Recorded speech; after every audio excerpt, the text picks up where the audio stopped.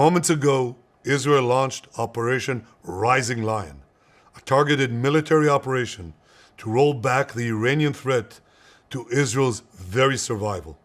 This operation will continue for as many days as it takes to remove this threat. Katika taarifa za kimataifa hivi punde, televisheni ya taifa ya Iran imethibitisha kuuawa kwa mkuu wa kikosi cha walinzi wa mapinduzi wa Iran Ijumaa asubuhi hii, huku vyombo vya habari vya serikali vikiripoti kwamba makao makuu ya kikosi hicho mjini Tehran yameharibiwa, ikiwaacha watoto kadhaa wakiuawa katika mlipuko mbaya zaidi uliotokea katika eneo la makazi katika mji mkuu.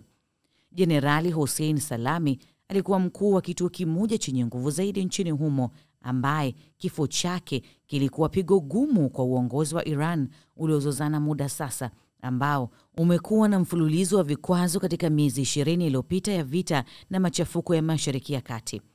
Israeli ilianzisha mashambulizi makubwa dhidi ya Iran siku ya Ijumaa yaliyoyaita Rising Simba, ikisema yalilenga vituo vya nyuklia, viwanda vya makombora ya balistiki na makamanda wa kijeshi wakati wa kuanza kwa operesheni ya muda mrefu ya kuizuia Tehran kuunda silaha ya atomiki.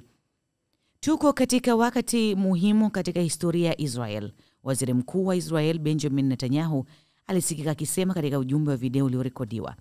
Muda mfupi uliopita Israeli ilianzisha Operation Rising Simba, operation iliyolengwa ya kijeshi ili kurudisha nyuma tishio la Iran kwa maisha ya Israel. Operesheni hii itaendelea kwa siku nyingi kuondoa tishio hili.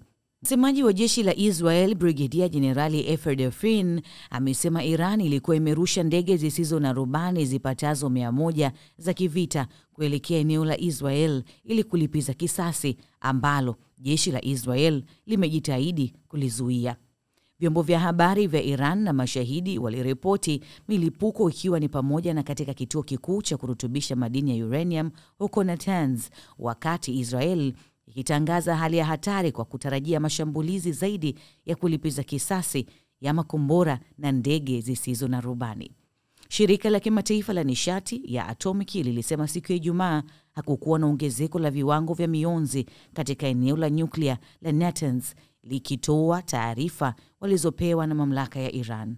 Kiongozi mkuu wa Iran Ayatollah Ali Khamenei alisema katika taarifa yake kwamba Israel imeachilia mkono wake mbaya wa umwagaji damu katika uhalifu dhidi ya Iran na kwamba italipa kwa hatma chungu yenyewe.